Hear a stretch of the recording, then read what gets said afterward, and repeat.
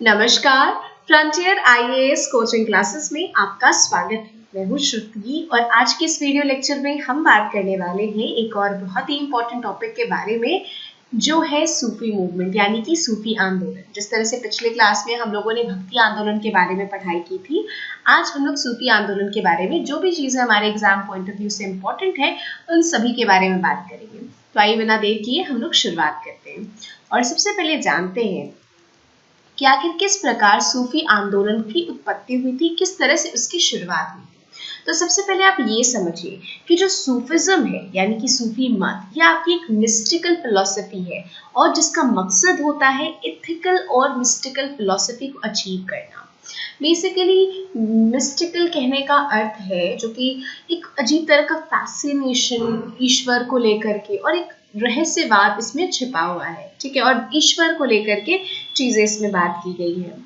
अब सूफिज्म जो शब्द है वो कहाँ से आता है? तो सूफिज्म शब्द ऐसा माना गया है कि एक अरेबिक वर्ड है जिसे हम लोग सुफ कहते हैं और अरेबिक पे इसका मतलब होता है उल, और ये इस बात की तरफ इशारा करता है कि जो सूफी होते हैं ना वो ऊल से यानी ऊन से बने हुए कपड़े पहनते हैं, ठीक है। जो रफ वुल होता है ना उनके से बने हुए कपड़े इनके द्वारा चूंकि पहना जाता है, न सिर्फ जो सन्यासी हैं उनके द्वारा बल्कि जो पैगंबर होते थे वो भी इसी तरह के ऊल से बने हुए कपड़े पहनते थे। तो सूफ से बने हुए कपड़े को पहनने वाले लोग सूफी कहलाए, ठीक है।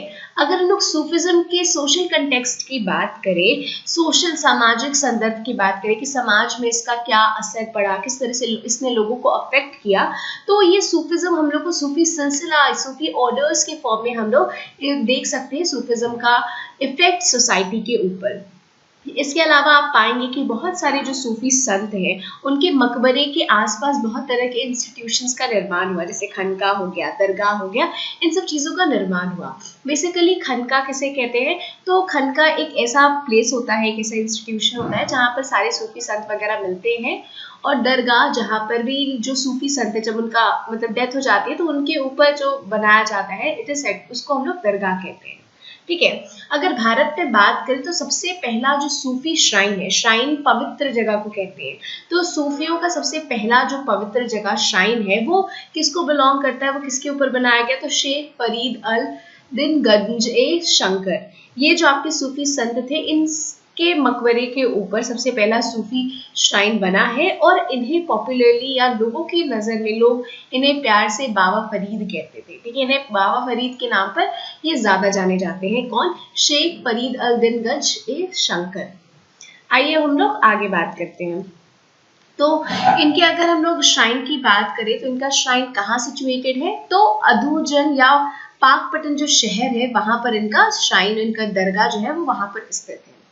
बाबा फरीद जो है वो पंजाबी में लिखा करते थे और इसीलिए माना जाता है कि इन्होंने ही सूफी जो है, सूफीवाद, इसका इंडिग्नेशन किया है, यानी कि इसका देसीकरण करने का जो क्रेडिट है वो बाबा फरीद को जाता है, क्योंकि वो उस लैंग्वेज में लिखते थे, पंजाबी में लिखते थे, और वहाँ के आसपास के लोग पंजाबी के साथ लैंग्वेज के साथ खुद को रिलेट कर पाते थे और इस चीज़ को समझ पाए, ठीक है। तो पंजाब में सूफिज्म फैलाने का और उसका स्वदेशीकरण करने का क्रेडिट जाता है बाबा फरीद को, और ये है बाबा फरीद का मकबरा जो इस पिक्चर में दिखाया गया है।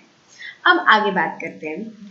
तो जो सूफी संत हैं उनको बेसिकली फकीर कहा जाता है या फिर दरवेश कहा जाता है। फकीर का मतलब गरीब आदमी और दरवेश उसे कहते हैं जो कि दरवाजे पर खड़ा होकर भिक्षा लेते हैं, ठीक है। आपने कई बार फिल्मों वगैरह में देखा होगा कि आपके दरवेश जो है वो दरवाजे पे जाते हैं और फिर भिक्षा मांगते हैं और लोग उन्हें भिक्षा लेते हैं, ठीक है। तो सूफी संत को जनरली उसके तौर पर देखा जाता है। अब अगर हम लोग सूफीवाद की इतिहास की बात करें तो सूफिज्म का डेवलपमेंट 3 आपके स्टेजेस में हुआ है। कौन कौन सा? पहला स्टेज वो खानका, दूसरा स्टेज आपका तरीका, और तीसरा जो स्टेज है वो आपका तरीका। सो जो फर्स्ट स्टेज खानका है वो आपका 10th सेंचुरी के टाइम से इसका स्टार्ट हुआ है और इसे माना जाता है कि गोल्डन मिस्टिज्म का ये इसको एज कंसिडर किया जाता है। 11th से 14th सेंचुरी के दौरान आपका सेकंड स्टेज था, इसको हम लोग तरीका कहते हैं, और ये एक ऐसा समय था जब सूफिज्म इंस्टीट्यूशनलाइज्ड हुआ। इंस्टीट्यूशनलाइज कहने का मतलब जिस प्रकार मंदिर जो है वो हिंदू धर्म से जुड़ा हुआ है, ठीक है। चर्च जिस प्रकार आपका क्रिश्चियन धर्म से जुड़ा है तो उसका वहां पे प्रे करने का है कि हाँ यहाँ पे जो क्रिश्चियंस है वो प्रे करते हैं। तो उसी तरह से सूफिज्म का इंस्टीट्यूशनलाइजेशन इस सेकंड स्टेज के दौरान हुआ और बहुत सारे ऐसे सिंबल्स हैं जो कि सूफी जो मत है उससे जुड़ने लगे, ये सेकंड स्टेज में हुआ। जबकि 15वीं सदी के बाद जो है वो आपका वो स्टेज आया, वो चरण आया जब सूफिज्म काफी ज्यादा प्रसिद्ध हो गया, ठीक है। यानी कि जो सूफीवाद है लोग उसको जानने लगे, उसके साथ जुड़ने लगे। ये कब हुआ? तो ये तीसरे स्टेज तरीफा में हुआ, जो कि 15th सेंचुरी के बाद जिसकी शुरुआत हुई। अब आगे बात करते हैं। तो आप देखोगे ना कि ये जो 3 स्टेजेस की मैंने बात की, ये तीनों स्टेजेस जो है ना कई बार एक साथ हुए, ठीक है। और ये तब तक हुए जब तक कि आपके जो संत के सक्सेसर हैं, यानी कि जो संत के बाद जो उत्तराधिकारी हुए वो भी उनके बरकत और उनकी करामत से जब तक नहीं जुड़ गए तब तक ऐसा होते रहा, ठीक है। अब बरकत किसको कहते हैं? तो हम लोग जो डेवलपमेंट है कहते हैं ना कि आपका आशीर्वाद क्या आप बरकत करो, यानी आपका डेवलपमेंट हो, तरक्की करो। और करामत का मतलब होता है करिश्मा, कुछ अचूबा, मतलब जो आपके संत वगैरह होते थे वो कुछ अलग सा, उनके पास ऐसा माना जाता है कुछ सुपर नेचुरल पावर है, कुछ करिश्मा वो टाइप वो कर सकते थे, ठीक है। तो उसको कहते हैं करामत। तो जब तक उनकी ये बरकत और करामत संत के उत्तराधिकारी में भी नहीं चली गई तब तक ये जो डेवलपमेंट है ये होते रहा। अब जो पहले जो जमीन जो जगह वो आपकी बहुत सारी जंग में लगी रहती थी, एक बार जब वो सूफी आध्यात्मिक अधिकार के अंतर्गत आ गई और किंग की पॉलिटिकल अथॉरिटी के अंतर्गत आ गई, तब से वो जगह जहां पर हमेशा युद्ध हुआ करता था वो जगह भी शांति की भूमि बन गई और उसे हम लोग दर इस्लाम कहते हैं। दर इस्लाम यानी कि शांति स्थल, ठीक है। जो सूफिज्म का यानी कि सूफीवाद की जो मूल विशेषता है ना वो इस बात पे जोर देते हैं शुद्धता पर, ठीक है। प्योरिटी का कंसेप्ट उसमें इंक्लूड होता है। और सूफिज्म जो है वो एक ऐसी प्रक्रिया है जिसके तहत आप अपने दिलों को, अपने हर्ट को साफ करके उसको प्योरीफाई करते हैं और अपने हर्ट को, अपने हृदय की शुद्धि करना वो कहलाता है आपका तस्फियत अल कलम, ठीक है। और इसका मतलब होता है कि आप किस प्रकार अपने दिल को साफ करोगे, किस प्रकार अपने हार्ट को साफ करोगे। तो इसको साफ करने के लिए जरूरी है कि आप बहुत ही कठोर नैतिक अनुशासन अपनाओ। और ये किस प्रकार आप खुद को अनुशासित करोगे? तो मेडिटेटिव एक्सरसाइजेस करके, मेडिटेशन वगैरह के जरिए, प्राणायाम, आसन, ये सारी चीजें करके, कठोर डिसिप्लिन फॉलो करके आप अपने हार्ट को प्योरीफाई कर सकते हो। किसके अनुसार? तो सूफिज्म के अनुसार, सूफीवाद के अनुसार। फिर सूफी फिलॉसफी का एक बेसिक पॉइंट है और वो किस बात पर जोर देता है? वो जोर देता है आंतरिक सच्चाई के ऊपर, इनर रियलिटी के ऊपर, कि इनर रियलिटी ये सबसे ज्यादा इम्पोर्टेंट होता है। और वो मानते हैं कि अंदर भी बाहर है, बाहर भी भारत मतलब ईश्वर है, ठीक है। अंदर हो, बाहर हो, पहले हो, आखिरी हो, सबके सब ईश्वर है। हमें मानना है कि हर जगह ईश्वर, ईश्वर से ही शुरुआत है, ईश्वर से ही अंत है। अंदर भी ईश्वर है हमारे, बाहर भी ईश्वर है, ठीक है। और ज्यादातर जो सूफी थे, सूफी संत, आप देखोगे कि उन्होंने जब भी वो अपने भगवान के साथ अपने अनुभव का जिक्र करते हैं तो वो शब्द किस चीज का? वो लव, प्रेम, स्नेह, इन सब चीजों का इस्तेमाल करते हैं कि उन्हें भगवान के साथ मिलके या फिर उनकी आराधना करके उन्हें प्रेम मिलता है, उन्हें सुख की अनुभूति होती है, उन्हें आंतरिक स्नेह मिलता है, ठीक है। और सूफियों के लिए काफी सम्मान की बात होती थी अगर उन्हें ईश्वर का प्रेमी माना जाता था, ठीक है। ईश्वर का या फिर अपने सूफी मास्टर्स के लवर के तौर पर उन्हें कंसिडर करना के तौर पर जाना जाना सूफी लोगों के लिए बहुत इज्जत वाली बात होती थी, काफी सम्मान का बात होता था। और उन्हें कई बार अल्लाह दिल या मास्टर ऑफ द हार्ट के नाम से भी जाना जाता है। फिर अगर सूफी खनका की बात करें तो उसमें आपको हायरार्कीज देखने को मिलती है, ठीक है। जो सूफी संत होते हैं उन्होंने वलीहा या फिर कह सकते हैं इस्लामिक डॉक्ट्राइन ऑफ सेंटुर, इसको उन्होंने हासिल किया है कि इस्लामिक धर्म के हिसाब से, इस्लामिक सिद्धांत के हिसाब से वो संत हैं, सन्यासी हैं, ठीक है। और सूफी संत को चूंकि उन्हें विलाया मिला है, इसके अंतर्गत वो जो है वो ईश्वर के और करीब खुद को महसूस करते हैं और उन्हें ईश्वर की कृपा से उन्हें संरक्षण मिलता है, ठीक है। उन्हें प्रोटेक्ट किया जाता है by the grace of God. और क्या क्या कैरेक्टरिस्टिक्स है सूफी मूवमेंट की? तो इसमें जो टीचर्स होते हैं या जो गाइड होते हैं, जो शिक्षक होते हैं, उन्हें हम लोग पीर कहते हैं या फिर शेख। ये टर्मिनोलॉजीज याद रखिएगा, ये टर्मिनोलॉजीज काफी इंपॉर्टेंट है। आपसे पूछा जा सकता है कि पीर या शेख किन्हें कहते हैं? तो जो शिक्षक होते हैं, जो मार्ग प्रदर्शन करते हैं, उन्हें पीर कहा जाता है सूफीज्म में। और इनका मेन काम क्या होता है? इनका मेन काम होता है कि अपनी शिक्षा, जो भी कुछ वो जानते हैं, वो अपने मुरीद यानी कि अपने स्टूडेंट को बताएं। ठीक है, तो सिखाने का काम करते हैं पीर और शेख, और जो सीखते हैं उन्हें कहा जाता है मुरीद। ठीक है, तो स्टूडेंट के लिए टर्म इस्तेमाल होता है मुरीद। और बाद में जो मेन मुख्य शिष्य होते हैं गुरु के, वही आगे चल के सक्सेसर या फिर खलीफा बनते हैं, और वही मास्टर के रिप्रेजेंटेटिव बनते हैं यानी कि मुकद्दम बनते हैं। ठीक है, आप पाओगे कि हर एक संत का अपना एक इनविजिबल सा या अदृश्य सा एक स्पिरिचुअल और टेरिटोरियल अथॉरिटी होता है, यानी कि कोई डिफाइन नहीं है कि हाँ ये जगह उनका अथॉरिटी है या इस पर्टिकुलर एरिया में या इन लोगों पर, बट फिर भी एक अदृश्य सा फिर भी लगता है कि कुछ कुछ ऐसा रहता है ना कि जो दिखता नहीं है बट फिर भी महसूस होता है। बिल्कुल इसी तरह का कुछ इनविजिबल सा स्पिरिचुअल और टेरिटोरियल अथॉरिटी इन संतों का भी हुआ करता था। और ऐसा नहीं था कि सिर्फ जो मुरीद थे उन्हें ही मतलब रिस्पेक्ट मिलता था, जितने भी सारे क्लासेस के लोग होते थे, हर एक कास्ट के, यानी कि नो मैटर आप कौन सी जाति को बिलोंग करते हो, आपका कौन सा वर्ग है, हर एक वर्ग के और हर एक जाति के लोगों को उतना ही मान सम्मान मिलता था जितनी मुरीद को मिलता था। यानी जितने जो शिष्य होते थे, जो स्टूडेंट होते थे, उनको जितना सम्मान मिलता था बाकी लोगों को भी उतना ही सम्मान मिलता था। क्लास और कास्ट के हिसाब से किसी भी प्रकार का भेदभाव नहीं किया जाता था।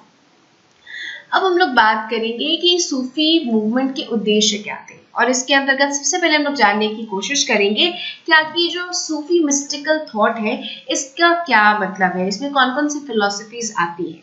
तो सूफी मिस्टिकल थॉट के अंतर्गत दो फिलोसफीज आती है। सबसे पहली जो फिलोसफी है उसे हम लोग कहते हैं वहादत अल वजूद या फिर वननेस ऑफ एग्जिस्टेंस। ये जो फिलोसफी थी किसके द्वारा दी गई थी? तो दी गई थी इब्न अरबी के द्वारा, और वो इस बात पे जोर देते हैं कि संसार में कुछ भी सत्य नहीं है सिवाय एक के, और जो एकमात्र सच्चाई है वो एकमात्र सच्चाई है ईश्वर। ईश्वर को छोड़ करके दुनिया में कुछ भी सत्य नहीं है, और जो एकमात्र सत्य है जो पूरे यूनिवर्स में वो ईश्वर है, और जितनी भी चीजें हैं वो सब के सब ईश्वर के अंदर है, यानी अंदर भी ईश्वर बाहर भी ईश्वर।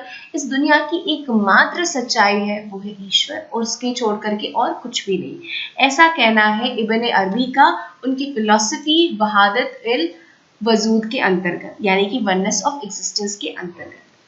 फिर दूसरी जो फिलॉसफी है वो है वहदत उल सुजूद या यूनिटी ऑफ अपीयरेंस।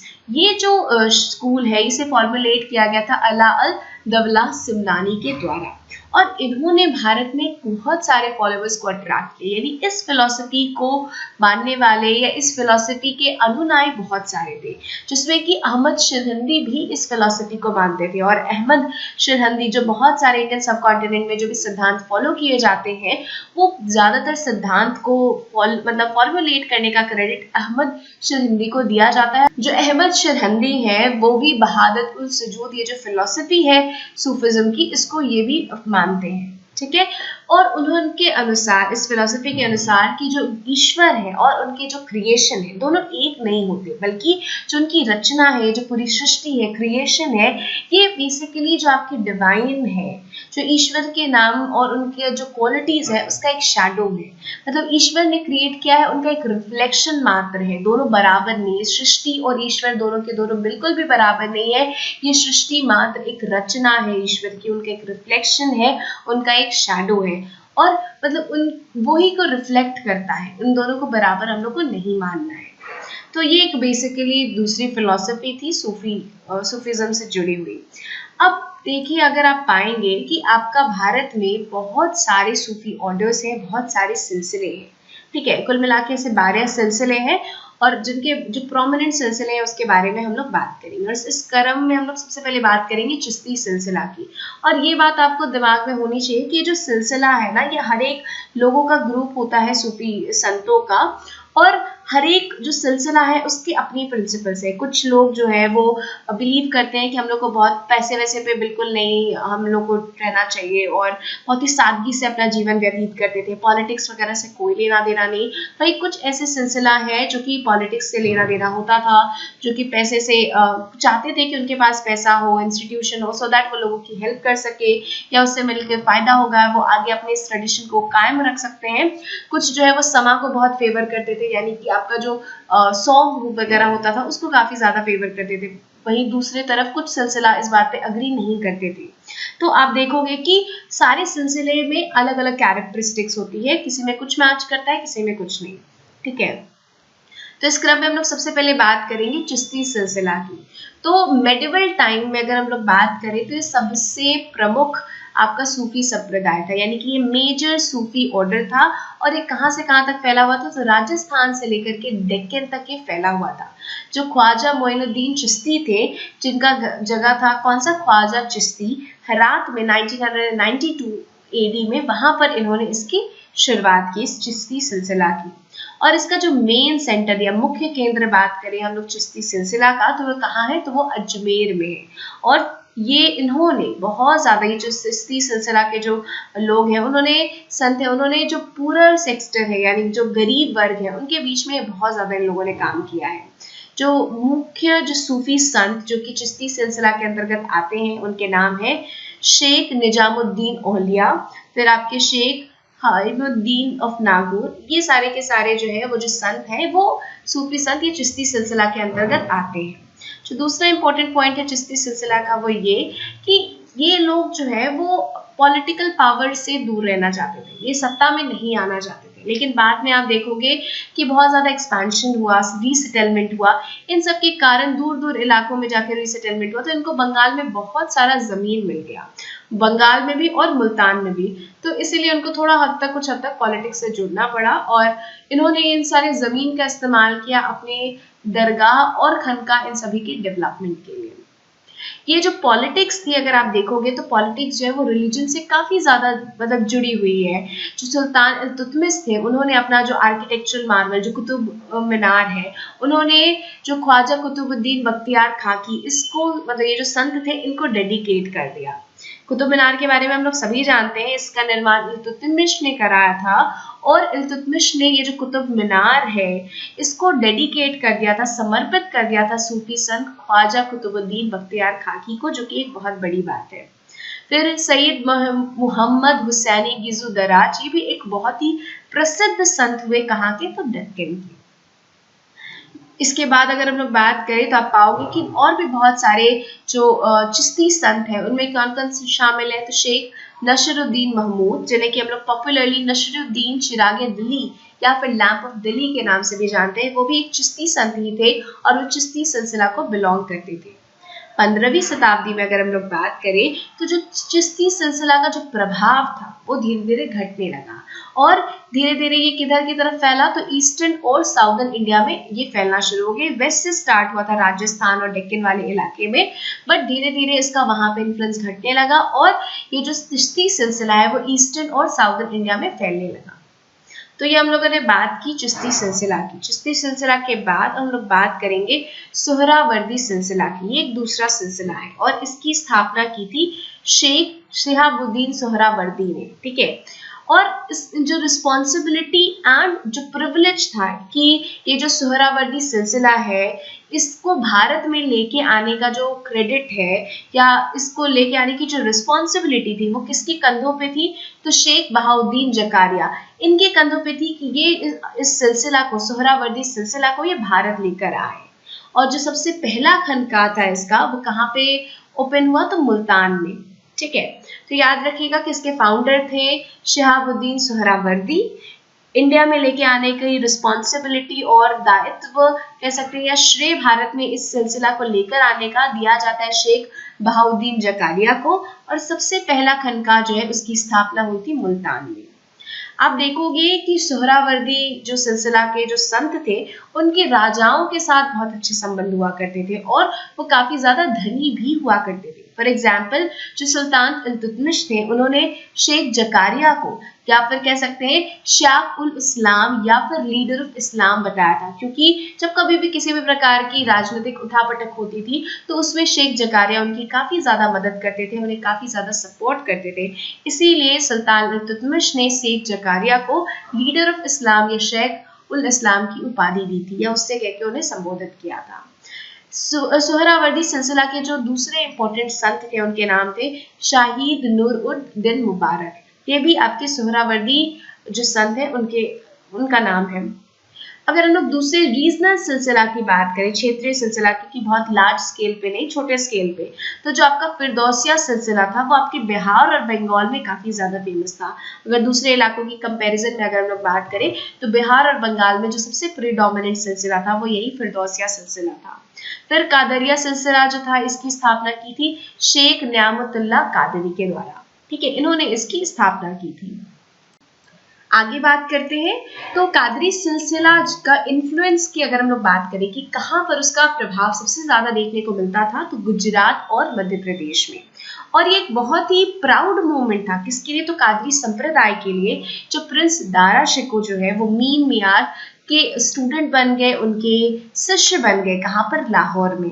ठीक है, बाद में मियान मीर के बाद वो दारा शिकोह जो है वो किससे सीखने लगे, तो उनको दूसरे कादरी संत को सौंप दिया गया कि उसके बाद से वो उनको बताएंगे, और उन कादरी संत का नाम था मुल्ला शाह बगदाशी। ठीक है, तो मियान मीर और मुल्ला शाह बगदाशी इन दोनों से ही सीखा बहुत कुछ दारा शिकोह ने। और एक बहुत ही गर्व की बात थी कादरी संप्रदाय के लिए कि प्रिंस दारा शिकोह ने उन लोगों के अंतर्गत रह करके चीजें जानने की कोशिश की, उनके स्टूडेंट बने। फिर अगर हम लोग कुबरिया सिलसिला की बात करें तो इसकी स्थापना शुरुआत कहाँ हुई थी, तो कश्मीर में हुई थी सैयद इल हमदानी के द्वारा। और इनकी जो पॉपुलैरिटी थी कि ये जो कुबरिया सिलसिला था, इसकी पॉपुलैरिटी भी कश्मीर के ही इलाके में सिमट करके रह गई, बहुत दूर जगह पे ये फैली गई, एक रीजनल सिलसिला था।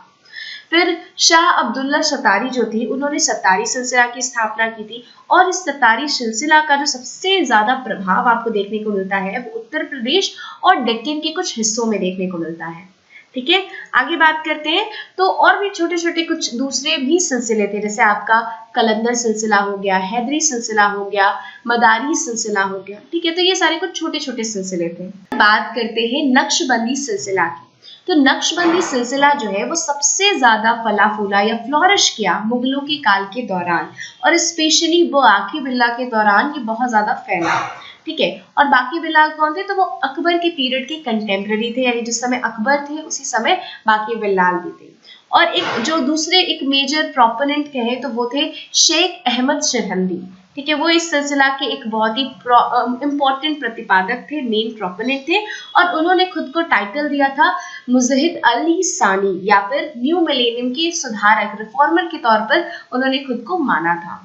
किन्होंने, तो शेख अहमद सिरहिंदी ने।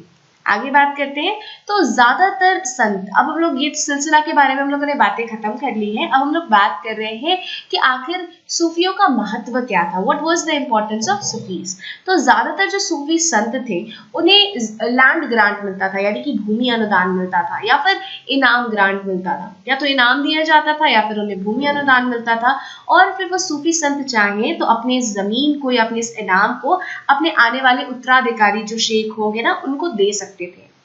जो इस समय का जो भी इतिहास था, आप देखोगे कि वो सूफी संतों के से भरा पड़ा था, और ऐसे सूफी संतों से जो कि इस बात की भविष्यवाणी करते थे कि अब राजा कौन बनेगा।